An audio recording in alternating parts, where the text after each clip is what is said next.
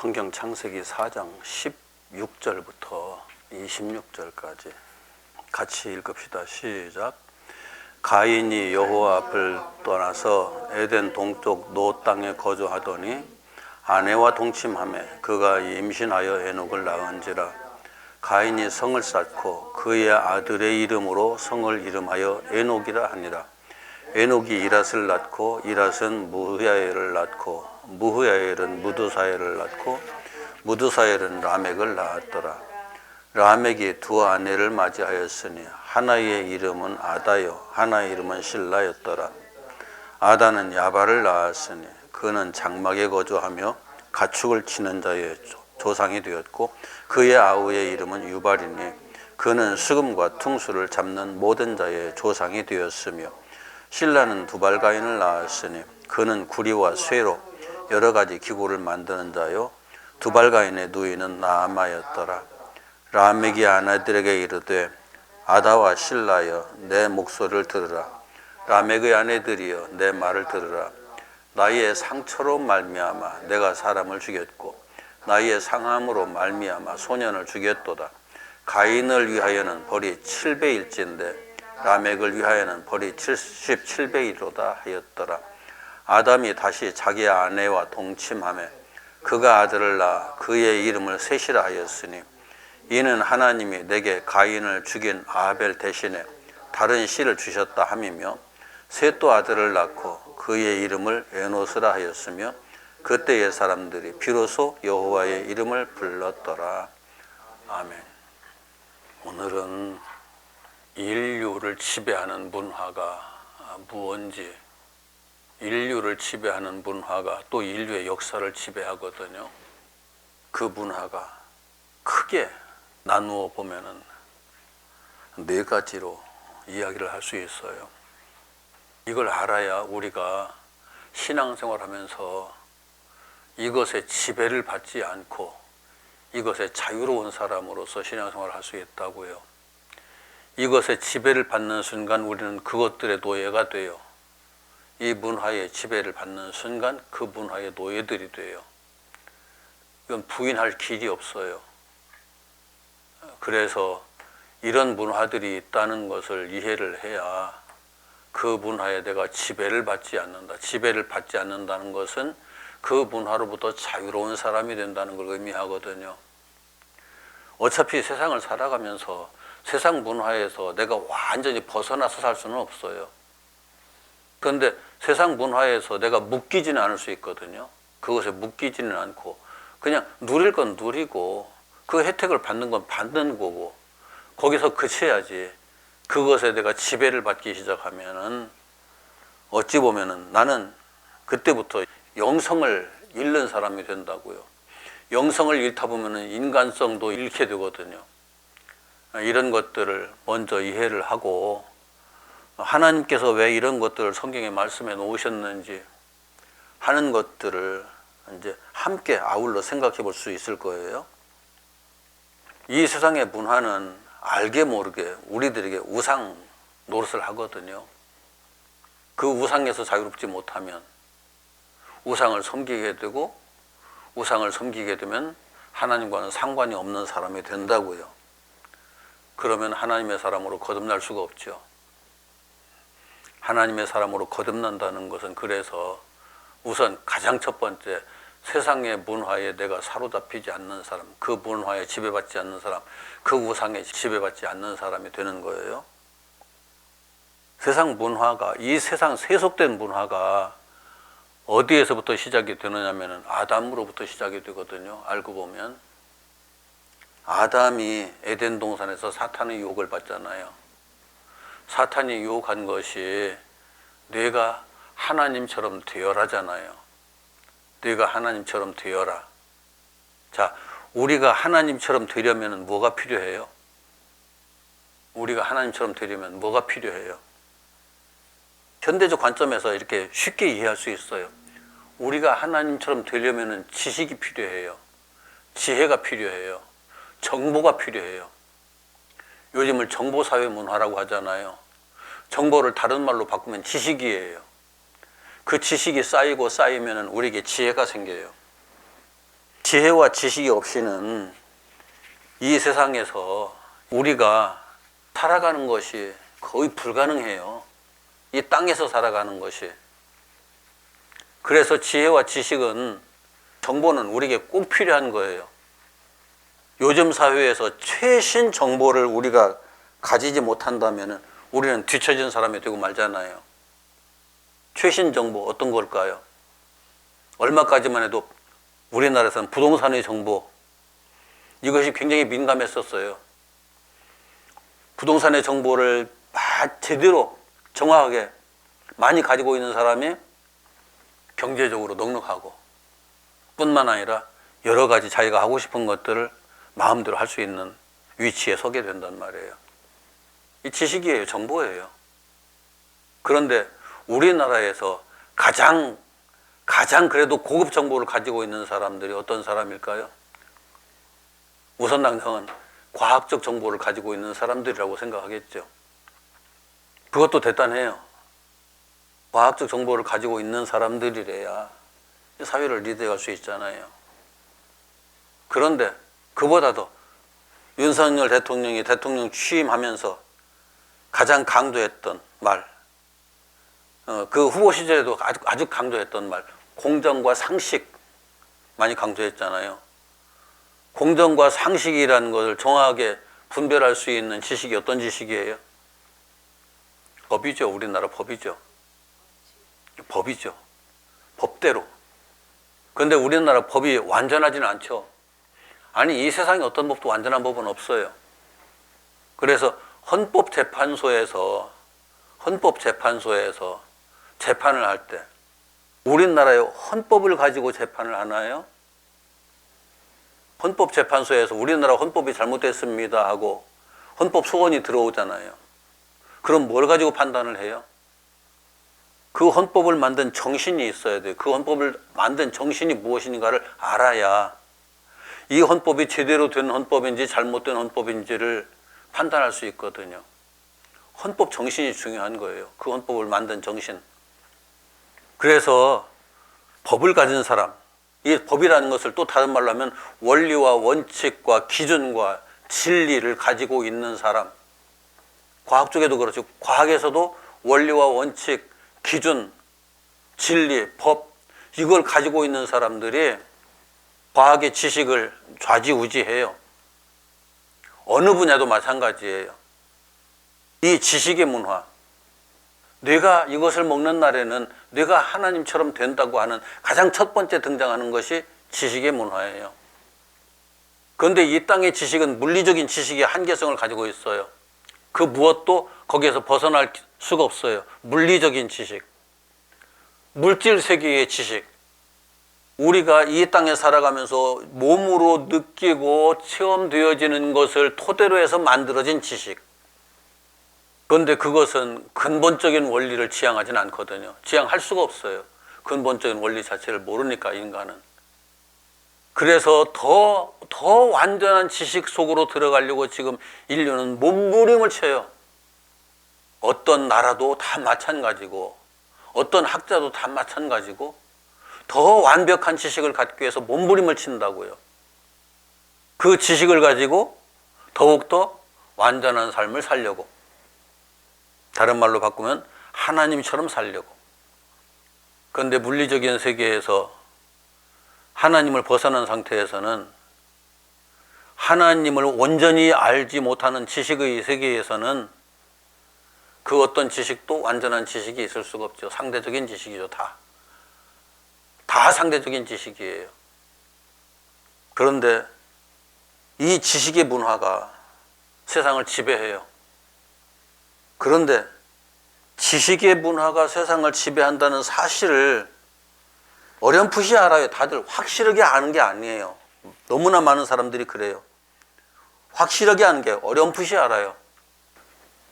어렴풋이 알아도 그 비중이 크기 때문에 자녀들 낳으면은 교육을 시키려고 애를 쓰죠. 요즘 최소한 대학원까지는 아니더라도 대학이라도 보내가지고 졸업시켜가지고, 제가 아는 목사님 자녀들 셋인데 고등학교만 나와가지고 취직을 했어요. 고등학교만 나와가지고 취직을 하니까 회사에서 차별을 받아요. 대학 졸업생하고 고등학교 졸업생하고. 그러니까 스트레스를 받아요. 어떻게 대학 공부를 해야 되겠다. 야간 대학 지금 다니고 있어요. 4년제까지는 안 가도 전문대학이라도 전부 다 다시 들어가서 다 다니고 있어요. 그러니까 이게 지식이 많을수록 높이 평가받는 그런 세상 속에 우리는 살고 있어요. 지식이 그만큼 되지 못하면은 이 세상에서 평가를 그만큼 받지 못해요. 그만큼 중요해요. 그런데 우리는 가장 기본적인 지식이 없으면은 우리가 살 수가 없잖아요. 가장 기본적인 지식을 내가 가지고 있어야 그래도 목숨이라도 연명할 수 있거든요. 이 땅의 문화 자체가 그래요. 그런데 조금 더 생각해 봐요. 다이너마이트를 만든 지식이 노벨이 그걸 만들면서 이것으로 이 세상에 평화가 올 것이라고 생각했어요. 풍요가 올 것이라고 생각했어요. 이 세상 모든 사람들이 행복하게 살 것이라고 생각했어요.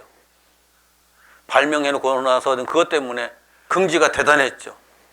그런데 다이너마이트 화약을 만들어 놓고 나니까 그 다음 어떤 일이 발생해요? 그 지식이 사람을 잡는 지식이 돼버리고 말았어요. 그전에는 칼과 창과 활로 전쟁을 했는데 이제는 총으로 전쟁을 해요. 폭탄으로 전쟁을 해요. 그래서 노벨이 그것 때문에 얼마나 후회를 했는지 몰라요. 그래서 자기가 죽으면서 노벨상을 제정해놓고 자기 전재산 거기다 다 집어넣고 거기에서 나오는 수익금 가지고 세계 평화를 위해서 헌신한 사람들에게, 세계 모든 인류의 유익을 위해서 헌신한 사람들에게 상을 준다고 노벨상을 제정해놓고 죽었잖아요. 그런데 이게 좋은 것이다 라고 만들었지만 인류의 역사 속에서 그것이 좋은 쪽으로만 사용되지 않아요. 원자폭탄을 만드는 지식, 처음에는 원자폭탄이 아니고 이거를 개발해서 인류에게 더 없는 문화의 발전과 더불어서 행복을 가져오라고 생각했는데 전쟁이 진행되면서 이것을 무기로 사용하는 것에 가장 먼저 투입이 됐죠. 이 지식이. 우크라이나가 원자폭탄 가지고 있었으면은 러시아가 침공을 했을까요? 안 했을까요? 우크라이나가 원자폭탄을 엄청나게 가지고 있었어요. 가지고 있었는데 러시아하고 미국하고 그 원자폭탄 다 우리에게 반납해라. 그러면 우리가 너희를 지켜줄게. 러시아하고 미국하고 약속했어요. 그런데 그 약속 지켜지나요? 안 지켜져요. 러시아는 우크라이나는 지금 엄청난 곤경에 빠져 있어요. 지식이 사람의 문명을 발전시키고 문화를 발전시키고 그 지식으로 인해서 우리가 행복할 것이다. 아니에요. 이건 헛된 꿈이에요. 자, 마지막으로 AI. AI가 뭐예요? 인공지능이잖아요. 인공지능을 발전시키면은 어떨 거다? 우리가 어마어마하게 편리해질 거다. 지금 다들 그렇게 생각하고 앉아있죠? 그래가지고 인공지능을 생각하는 사람들이 두 편으로 딱 갈렸어요. 원자폭탄과 똑같은 상황이 발생한다. 그때는 인류가 영원히 멸망한다. 그러니까 인공지능을 더 이상 발전시키지 말아야 된다라고 주장하는 사람들이 있는가 하면 인공지능을 발전시키면 우리가 진정 행복할 수 있다. 인류의 문명이 어마어마하게 발전할 것이다. 그 문명으로 말미암아 우리가 진정한 자유를 누리게 될 거다. 얘기하는 사람도 있어요. 그 사람들은 그래도 해요. 계속.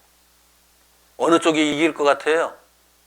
하지 말자 하는 사람들이 이길까요? 하자고 하는 사람들이 이길까요? 결국은 하자고 하는 사람들이 원하는 방향으로 가요. 그렇게 갈 수밖에 없어요. 여지껏 인류 역사가 그렇게 왔으니까. 그리고 그 결과는 어떻게 될까요? 터미네이터가 그냥 공상영화가 아니에요. 얼마든지 현실화 될 수 있는 내용인 거예요. 그런데 모든 인간들의 속성을 보면 이걸 발전시켜 놓으면은 이것을 어디에 사용하느냐? 내 마음에 들지 않는 자를 제거하기 위한 방편으로 쓰인다고요. 당연히. 내 욕심을 채우기 위한 방편으로 쓰인다고요. 당연히. 모든 지식은 그렇게 쓰여요. 그렇게 사용돼요. 그러면서 내가 하나님처럼 되기를 원하는 거죠. 러시아가 푸틴의 생각에 따라 움직이잖아요, 지금. 우리는 푸틴보다 더 위대하고 훌륭한 사람인가요? 더 착한 사람인가요? 내 안에 욕심이 전혀 없는 사람인가요? 참 재미있어요. 고대 사회에서 지식과 정보는 왕의 것이었어요. 왕이 그 하늘을 보면서 미래를 예언을 하고 백성들에게 앞으로 이렇게 될 거다라고 설명을 해줬어요. 왕이 기후를 살펴가지고 비가 올 거다, 가물 거다 이런 것들을 예언을 해가지고 백성들을 그걸로 다스렸어요. 모든 지식은 왕 중심으로 움직였어요. 왕이 신이었었으니까. 그런데 지금은 그렇게 안 하죠. 이미 그 정보들은 고급 정보가 아니에요. 알고 보면. 그렇기 때문에 그냥 백성들이 다 사용하도록 해도 권력을 쥔 사람의 권력이 흔들리지 않아요. 사회가 달라졌죠. 세상이 달라졌죠. 그래도 지금도 지식은 권력을 가진 사람들의 소유물이에요. 학교에서 권력이 높은 사람이 학생들인가요? 교수인가요? 교수들이죠. 교수들이 지식을 가지고 있잖아요. 그 지식으로서 자기의 권력을 누리는 거예요. 요즘은 지식이 많이 공개되니까 아주 교수들이 특별한 지식을 가지지 않으면은 학생들과 구별된 지식을 가지지 않으면은 교수 자리에 설 수가 없어요. 그래서 현대 사회를 살아가려면은 누구나 지식을 자꾸 터득할 수밖에 없어요. 지식을 무시해가면서 사는 사람, 그 사람은 이 사회에서 도태돼요. 당연히 도태돼요. 그리고 그 지식을 가지면 가질수록 그 순간부터 어떻게 되느냐면 내가 높아지기 시작해요. 내가 왕 같은 존재가 된다고요. 그러다가 나중에 내가 하나님과 같은 존재가 된다고요. 요 시스템이에요. 그래서 내 지식에 내가 지배를 받지 않는 사람이 된다는 건 굉장히 중요한 거예요. 내가 알고 있는 것들에 내가 지배를 받지 않는다. 그런데 사실 내가 알고 있는 것에 내가 지배를 받지 않는다는 건 굉장히 어려운 일이에요. 얼마만큼 철저하게 자기를 부정해가면서 사느냐. 철저하게 자기 부정을 하는 사람만이 그 지식의 지배를 받지 않을 수 있어요. 그 지배를 적절하게 사용을 해가면서 다른 사람, 우리 모두의 유익을 위해서 사용할 수 있는 사람이 되는 거지, 그 지식의 지배를 받기 시작하면은 나는 그 지식의 노예가 되고 다른 사람들까지 지배하려고 하는 이상한 상황이 발생하는 거예요. 그래서 하나님이 아담에게 너 그거 하지 마라고 말씀하셨던 거죠. 그럼에도 불구하고 아담을 거쳐서 그 지식의 정점에 서 있는 사람이 지금 아까 아담의 후손 중에 가인, 그리고 쭉 뒤로 가서 에녹과 무드사엘과 라멕으로 이어지거든요. 라멕이 그 당시의 시대적 지배자예요. 권력자예요. 아담의 모든 후손들을 지배하고 있던 황제 같은 사람이에요. 요즘 말로 바꾸면 황제 같은 사람. 그 황제 같은 사람이 자녀들이 있어요. 아들이 셋이 있는데 아들 셋을 한번 확인해 봐요. 20절부터 21절, 22절까지 같이 봐요. 시작. 아다는 야발을 낳았으니 그는 장막에 거주하며 가축을 치는 자의 조상이 되었고, 그의 아우의 이름은 유발이니 그는 수금과 퉁수를 잡는 모든 자의 조상이 되었으며, 실라는 두발가인을 낳았으니 그는 구리와 쇠로 여러 가지 기구를 만드는 자요. 이렇게 보면은 라멕이라는 사람이 그때 당시에 자기 아들들까지, 라멕의 아들들과 더불어서 라멕은 이 세상을 손아귀에 딱 움켜쥐고 있는 사람이었어요. 모든 산업을 다 통제하는 사람이었어요. 지금 우리나라에서 산업을 통제할 수 있는 권력을 가진 사람이 있나요? 대통령도 제대로 못해요. 이거 대통령도 자기 임기 5년밖에 안 되잖아요. 우리나라에서. 미국 같은 나라는 잘해야 8년 가잖아요. 그래도 100% 통제 못해요. 중국의 시진핑은 하더라고요. 산업 통제 완벽하게 하더라고요. 그런데 산업을 통제해버리니까 중국이 경제 발전이 안 되잖아요. 될 것 같다가 안 되잖아요. 어느 수준까지는 되는데 더 이상 안 되잖아요. 통제를 하지 않아야 막 성장할 수 있는데 어느 정도 살면 싹둑싹둑 잘라버리니까 안 되는 거죠.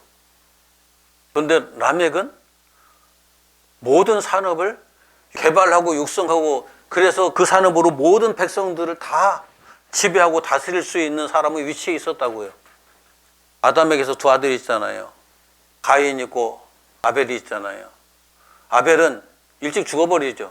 그 형에 의해서, 가인에 의해서. 아벨이 셋을 낳죠. 그리고 셋이 에노스를 낳아요. 자, 25절, 26절 두 절만 가져봅시다. 시작. 아담이 다시 자기 아내와 동침하며 그가 아들을 낳아 그의 이름을 셋이라 하였으니 이는 하나님이 내게 가인이 죽인 아벨 대신에 다른 씨를 주셨다 함이며 셋도 아들을 낳고 그의 이름을 에노스라 했고 그때의 사람들이 비로소 여호와의 이름을 불렀더라. 참 재미있는 대조가 있죠. 가인의 후예들은 세상의 권력을 다 손아귀 움켜쥐고 지배하는 사람들로 세워져요. 그런데 셋과 에노스로 이어가는 사람들은 기껏해야 여기 기록된 대로 하면은 여호와의 이름을 불렀더라. 비로소 여호와의 이름을 불렀더라. 거기 끝나요. 누가 위대해 보여요? 모든 것을 가진 자들, 모든 것을 지배하고 있는 자들이 더욱 위대해 보이죠. 당연히. 여호와의 이름을 부르는 자들이 뭐 대단해 보여요? 아니잖아요. 비로소 여호와의 이름을 불렀더라. 그게 전부 다예요. 여기 여호와의 이름을 불렀더라는 것은 하나님과 교제가 시작되었다, 그런 얘기거든요. 그 가인의 후예들은 하나님과 교제가 없어요. 내가 하나님이니까. 그런데 셋의 후예들은 하나님과 교제를 시작해요. 하나님과 교제할 수 있는 사람은 어떤 사람들이 교제할 수 있을까요? 하나님과 교제할 수 있는 사람들. 예. 하나님과 무언가 통하는 사람들이 교제하잖아요. 하나님과 무언가 통하는 사람이 어떤 사람일까요? 하나님의 마음과 생각을 아는 사람들이죠. 다른 말로 바꾸면 성령의 사람들이에요. 하나님을 이해하고 아는 사람들, 하나님을 자기 마음에 모셔드린 사람들, 하나님과 무언가 이렇게 교제가 가능한 사람들이 되는 거죠. 이게 하나님께서 천지를 창조하신 창조의 목적이에요. 목적대로 이루어진 거예요. 그런데 가인의 후예들은 그 목적과는 아무런 상관없이 스스로 하나님처럼 되고자 해가면서 완전한 지식을 추구하고 그 지식으로 세상을 지배하려고 하는 그 시스템으로 계속 가는 거죠. 이게 이 땅의 문화예요. 이게 이 땅의 문화. 이 땅의 문화 또 지배하고 있는 것도 하나 있죠. 지식 시스템도 그 속에 들어가는 거예요. 끝없는 경쟁이에요. 끝없는 경쟁. 제가 태어나서 이제까지 초등학교 다니기 전에는 경쟁 안 했어요. 초등학교 다니기 전에는 그래도 그때도 경쟁했네. 어떤 거 가지고 경쟁했냐면 어머니가 시장에서 공을 한 개만 사왔을 때 내 바로 위에 있는 형하고 나하고 둘이서 그 공 서로 갖겠다고 싸웠어요. 경쟁을 했어요. 그 공 놔달라고. 한번 그 경험이 있고 나서는 어머니가 항상 공을 2개를 사왔어요. 뭘 사오든지 2개씩 사왔어요. 싸우지 말라고. 이게 애기들의 이야기 같아요? 이 세상 전체의 이야기예요. 끊임없이 어느 순간부터 경쟁을 해요. 왜 그런가 하면은 이 세상은 모든 자원이 한정되어 있어요. 모든 자원이 한정되어 있기 때문에 한정된 자원을 누가 더 많이 가지느냐에 따라서 얼마나 풍요롭게 사느냐 결정되거든요. 그래서 끊임없이 경쟁을 해요. 지식에 대한 경쟁도 하고 권력에 대한 경쟁도 하고 기술에 대한 경쟁도 하고 언론의 경쟁도 하죠. 경쟁이 없는 곳이 없어요. 경쟁이 없는 곳에는 솔직히 또 관심도 사람들 없어요. 별로. 경쟁이 치열하게 있는 곳에 또 사람들 관심이 많이 가요. 거기서 이기는 사람이 권력을 주거든요. 권력과 직결돼 있어요. 이 세상의 시스템이에요. 요즘 경쟁을 하는데 유리한 것이 집단을 만드는 거잖아요. 나 혼자서 경쟁하는 것은 굉장히 제한적이에요. 한계성이 너무 커요. 집단을 만들어 놓으면 그만큼 유리해져요. 우리나라가 전부 다 대학 교육을 거의 모든 국민이 대학 교육을 마칠 정도의 교육 수준이 높다 보니까 전 세계 어디 가더라도 우리나라가 대단한 나라로 인정을 받거든요. 교육열도 대단하고 교육의 수준도 대단하고 그게 권력이 되거든요. 경쟁력이 되거든요. 그래서 요즘 권력은 굉장히 세분화되어 있어요. 노동 권력도 있잖아요. 노동 권력. 옛날엔 노예에게 권력 없어요. 아무리 노예가 숫자가 많아도 걔네들은 권력이라는 것도 아주 거리가 멀어요. 그런데 요즘은 노동자들이 모이면은 권력이 형성되잖아요. 노동조합 만들어가지고 국가하고도 대립하잖아요. 그리고 끝없는 이 경쟁의 문화에서 살아남는 사람이 권력을 쥐는 거예요. 지식 권력과 더불어서. 왕노릇 하는 거죠. 그런 사람들이 세상을 지배하는 거죠.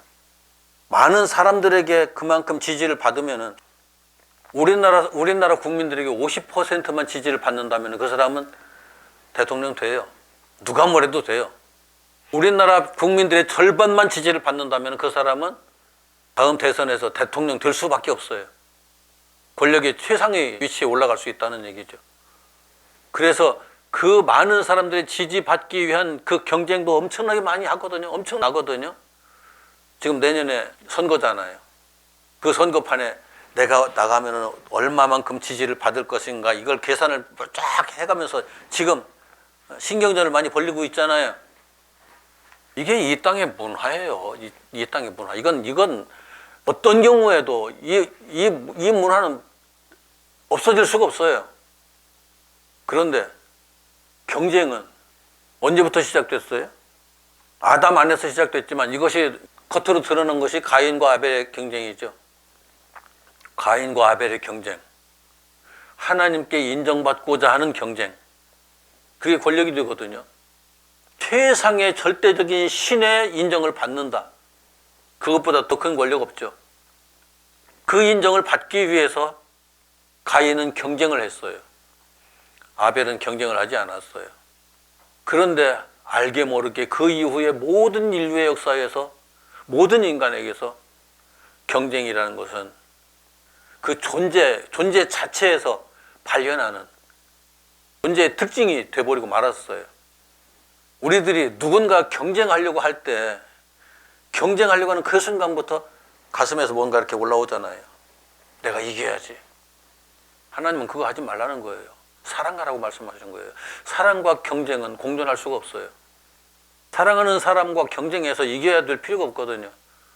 아니, 내가 이기면은 내가 사랑할 수가 없게 되거든요.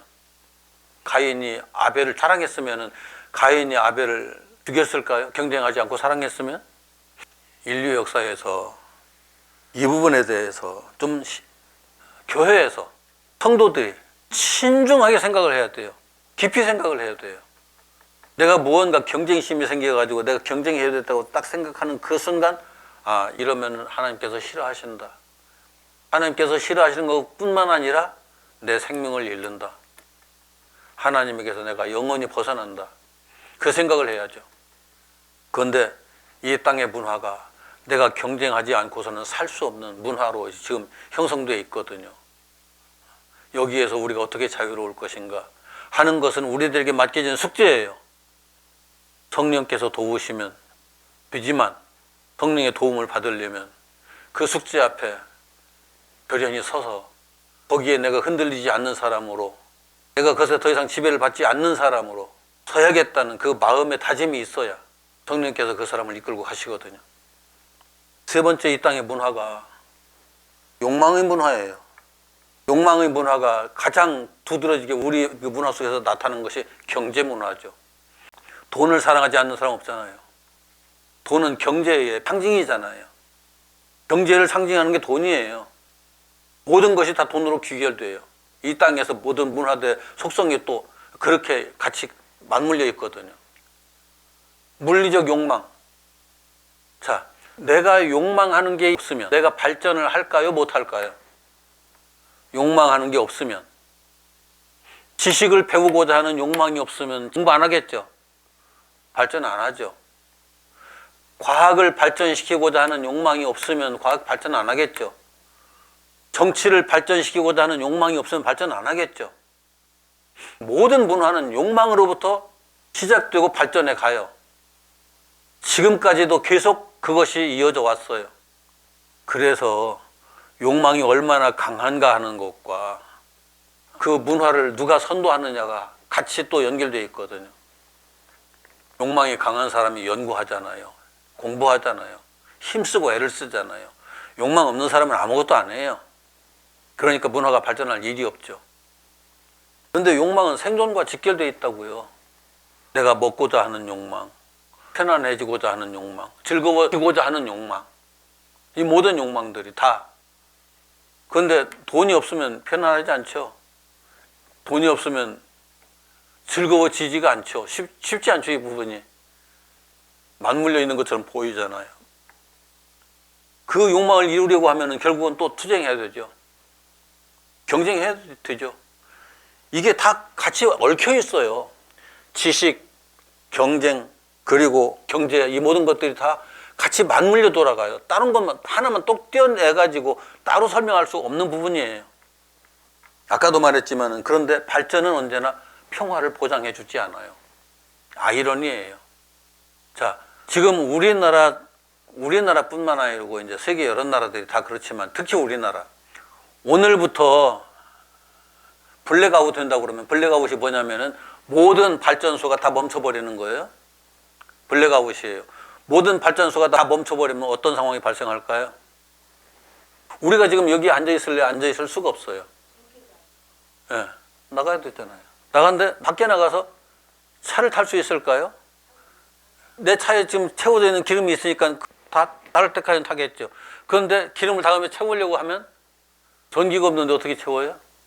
옛날에 주유소는 이제 돼가지고 떠가지고 말가지고 부어가지고 그랬지만 요즘은 그런 주유소 없잖아요. 모든 산업이 전기가 딱 블랙아웃이 되는 순간에 멈추기 시작해서 원시 시대로 다시 돌아가요. 이걸 어떻게 키웠느냐? 욕망이 키운 거예요. 인류의 욕망이. 지식이 키웠고 경쟁의 문화가 키웠고. 우린 그 속에 살고 있어요. 아까도 말했지만 발전은 언제나 평화와 갈등, 투쟁의 여러 가지 다양한 그 면모를 가지고 있어요. 우리가 이것은 해놓으면 좋을 거야 라고만 생각하지만 그런 것은 없어요. 좋기만 하는 건 없어요. 성경에서 욕망은 무적행을 형성하는 걸로 나오거든요. 무적행. 우리 한국 사람들이 쉽게 문화적으로 이해할 수 있으면 그 밑 빠진 항아리, 질항아리죠. 이게 흙으로 만들었으니까 질항아리잖아요. 질항아리인데 밑 빠진 질항아리예요. 아무리 채워도 만족할 줄 모르는 질항아리. 하나님의 형상이 떠나버린 상태의 인간의 모습이 무적행인 거고 밑 빠진 질항아리인 거거든요. 이것이 우리에게 욕망을 불러일으키고 이것이 우리에게 끝없는 경쟁을 불러일으키고 이것이 끝없이 우리들에게 새로운 지식과 정보를 흡수할 수밖에 없는 존재로 만들어버린 거죠. 그런데 이렇게 끝없이 경쟁을 하고 끝없이 서로 싸워가면서 살아가는 인간이 혹시 나는 못 봤어요. 여러분 주변에서 200년 산 사람 본 적 있어요?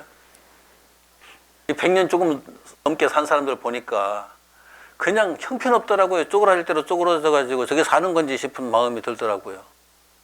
그런데도 살아있으니까 살아있다고 생각을 하겠죠.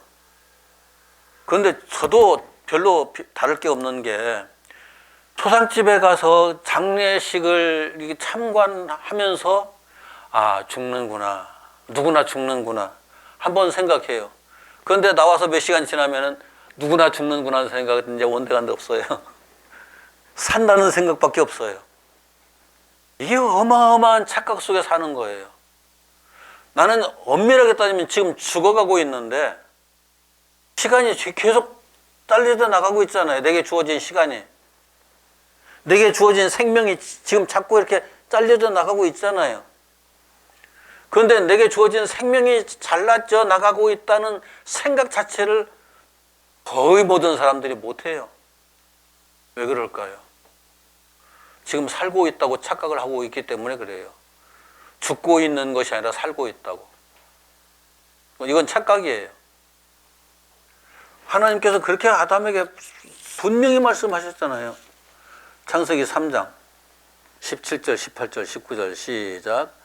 아담에게 이르시되 내가 내 아내의 말을 듣고 내가 내게 먹지 말라 한 나무의 열매를 먹었은즉 땅은 너로 말미암아 저주를 받고 너는 내 평생에 수고하여야 그 소산을 먹으리라. 땅이 내게 가시덤불과 엉겅퀴를 낼 것이라. 내가 먹을 것은 밭의 채소인즉 내가 흙으로 돌아갈 때까지 얼굴에 땀을 흘려야 먹을 것을 먹으리니 내가 그것에서 취함을 입었음이니라. 너는 흙이니 흙으로 돌아갈 것이니라 하시니라. 평생에 고생하다가 흙으로 돌아간다. 하나님께서 아담에게 하신 말씀이고, 우리들이 이 땅에 살아온, 여지까지 살아온 삶을 쭉 보면은 고생한 게 맞나요? 아니면 행복한 게 많았나요? 아니, 집에서도 담장 너머로까지 싸우는 소리가, 부부 싸우는 소리가 고래고래 들렸거든요. 마누라 악쓰는 소리가. 없는 사람들은 이해가 안 가겠죠. 없는 사람들은. 그렇게 잘 사는데, 그렇게 잘 사는데. 왜 집안에서 악을 쓰는 소리가 담장 너머까지 들릴까? 고생하는 사람이 다른 생각 못 해요. 고생하는 사람이. 다른 생각할 겨를이 없어요. 예.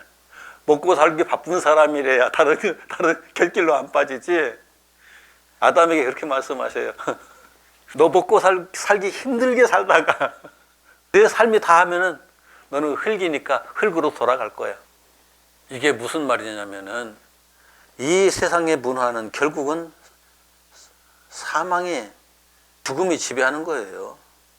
어떤 생명체도 죽음을 피할 수 있는 생명체는 없어요. 어떤 생명체도 죽음을 피할 수 있는 생명체는 없어요. 그럼에도 불구하고 까맣게 잊어버리고 살아요. 그러다가 다 사라져요. 에덴 동산에서 아담이 선악을 알게 하는 나무의 열매를 먹는 그 순간 결정된 일이에요. 이 땅의 문화의 속성을 세 가지를 말씀드렸어요. 지식, 정보, 대단한 것처럼 보이는 그 문화가 세상을 지배한다. 그 다음에 끝없는 경쟁이 이 세상을 지배한다. 그리고 끝없는 욕망이 이 세상을 지배한다. 끝없는 경쟁이 투쟁을 낳고 나 살고 너 죽자 하는 방향으로 모든 게 가는 거죠. 그러면서 욕망이 물질, 돈, 이것이 이제 겉으로 드러나는 것.